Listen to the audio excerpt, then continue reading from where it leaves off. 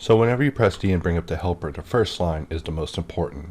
This contains your mode information, your shape information, your orientation information that you can change on the fly, the ability to pause, and your behavior sprocket, which I feel is the perfect corner piece of any Boxcutter issue UI.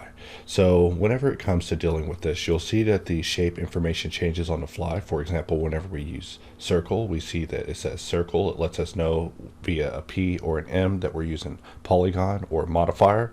It will even change its name if you change it to star, letting you know that you're in the star configuration of circle. However, with polygon, it simply reverts back to being simply circle. We see that the vert count of the circle is also listed at the top, which we can see updates as we click on the various presets for it. But my favorite is the ability to quickly get in and adjust the orientation. Previously, whenever it came to adjusting the orientation settings for Boxcutter, you could press Shift V, for example, and change your orientation to view in the event that you wanted to just draw a view-based cut without having to orient yourself to the surface.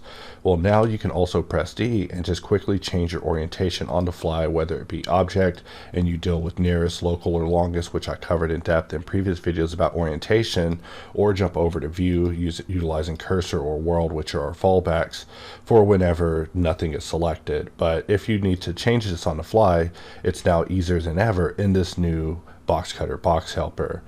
And we see that the ability to pause shapes is also important to us as well. In fact, the only thing that really isn't present in this on the fly is the non-destructive destructive toggle.